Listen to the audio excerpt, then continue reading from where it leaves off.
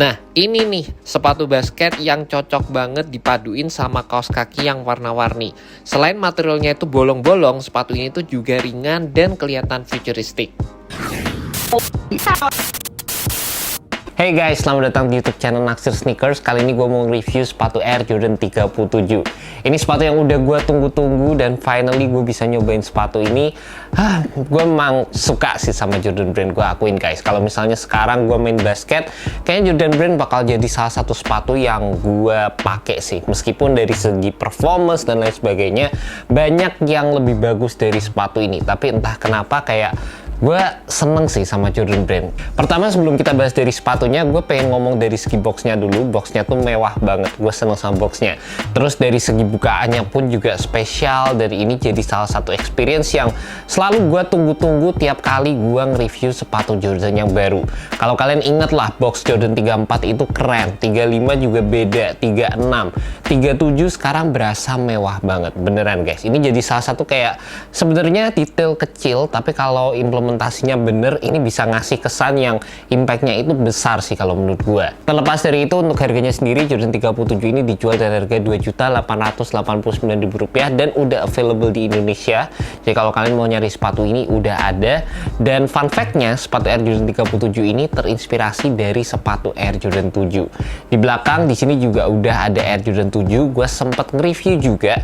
Tapi sejujurnya gue ngeliat sepatu ini tuh agak-agak identik sama Air Jordan 9 juga. Nggak tahu kenapa sih, rasanya tuh kayak bagian cuttingannya sini ke depan gitu, itu kayak bagian kotak-kotaknya agak ingetin gue sama Air Jordan 9. Meskipun di sepatu ini jelas ada detail-detail dari sepatu Air Jordan 7, contohnya di bagian belakang dari area tangnya, terus desain collar di bagian ankle areanya, sama di bagian outsole-nya sebenarnya cukup ngingetin gue sama Air Jordan 7 juga.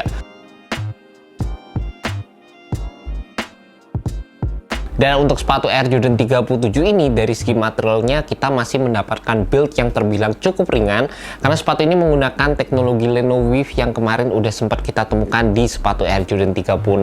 Menurut gue dari segi implementasinya pun sekalian bisa ngeliat di sepatu ini agak sedikit beda.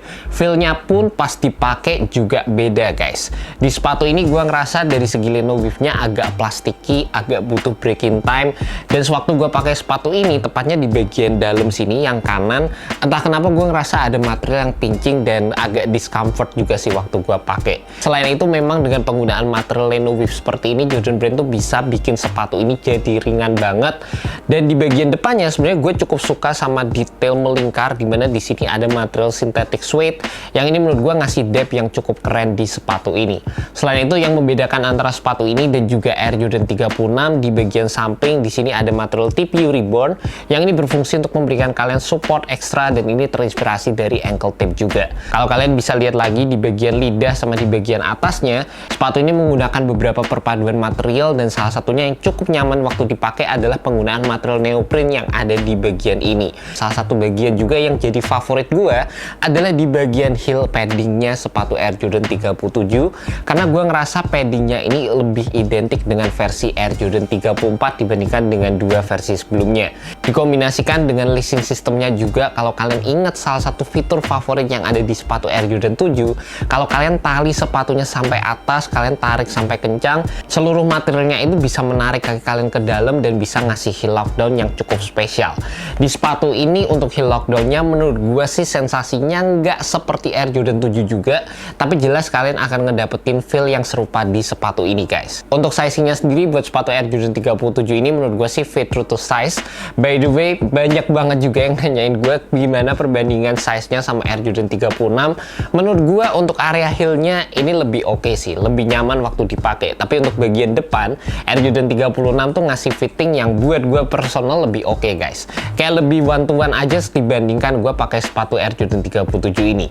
Cuma nilai positifnya mungkin Air Jordan 37 ini bakal lebih akomodatif buat kalian yang punya kaki lebar. Fittingnya di bagian samping memang berasa agak lebar, tapi sekali lagi gue bilang secara keseluruhan overall materialnya ini tuh berasa plastiki banget dan butuh break-in time. Gue sih sebenarnya dari segi looks-nya seneng banget, terutama untuk colorway yang ini. Menurut gue sih ini colorway yang paling cakep sejauh ini dibandingkan dengan colorway hair yang rilis juga di Indonesia. Gue sih prefer colorway ini. Kayak warnanya tuh putih tapi agak-agak off-white, agak-agak kecoklatan juga. Gue seneng banget detail material synthetic suede-nya di bagian depan. Menurut gue cakep banget, dan waktu dipakai sih kombinasi warna hitam, ada merahnya, ungunya, ini ngasih sentuhan yang unik banget di sepatu ini guys. Juga untuk teknologi cushionnya, sepatu Air Jordan 37 ini menggunakan perpaduan antara Zoom Unique dan juga Formula 23 foam, dimana ini merupakan foam compound terbaru yang dibuat khusus Jordan Brand untuk olahraga basket. Menurut gue sih cukup nyaman, karena secara ini pertama kalinya gue nyobain foam ini, dan berasa kayak sensasinya itu soft banget, tapi di saat bersamaan juga gue bisa ngerasain sensasi yang cukup smooth sewaktu gue pakai sepatu ini. Jadi kalian bisa ngelihat untuk Formula 23 foamnya itu berada tepat di area heel, yang ini seharusnya berfungsi untuk memberikan kalian impact protection saat kalian landing tepat di area heel. Untuk bagian forefootnya sendiri, kalian akan mendapatkan zoom stroble dan juga ada extra zoom lagi di bagian bawahnya. Secara untuk feel-nya, gue ngerasa kalau dibandingin sama Air Jordan 36, ini sih nggak se-bouncy itu, tapi dari segi bouncy-nya jelas sepatu Air Jordan 37 punya sensasi bouncy atau cushioning yang di atas rata-rata guys. Menurut gue tetap gue bisa ngerasain sensasi zoom-nya berasa banget, tapi kalau dibandingin sama Jordan 36 yang kemarin, rasanya kayak Jordan 36 tuh ya sedikit lebih bouncy. Yang gue seneng juga di sepatu Air Jordan 37, bagian bawahnya itu nggak ada zoom unit yang di cut out lagi, dan ini rasanya secara first impression gue bisa ngedapetin kestabilan yang lebih oke di sepatu Air Jordan 37 ini guys. Untuk bagian bawahnya sendiri, kalian akan mendapatkan pola traction yang multi directional, ini full XTR, dan kali ini implementasi rubbernya juga terbilang cukup tebal. Gue happy banget karena mungkin ini bisa jadi salah satu sepatu Jordan yang gue bisa pakai di lapangan outdoor. Kalau kalian lihat di bagian bawah sini, sebenarnya juga banyak banget detail-detailnya, dari tulisan skor champion, MVP, back-to-back gold medal.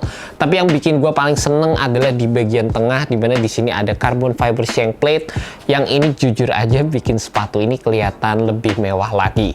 And that's about it guys, initial review untuk sepatu Air Jordan 37. Asli gue excited banget untuk nyobain sepatu ini di lapangan, dan gak sabar untuk nyobain teknologi apa aja yang berperan dengan baik di sepatu ini. Buat kalian penasaran sama video performance reviewnya, tungguin aja di YouTube channel Naksir Sneakers. Dan thank you buat kalian yang udah nonton video kali ini. Semoga video ini bisa membantu kalian dalam menemukan sepatu basket yang cocok untuk kalian. Alright guys, peace.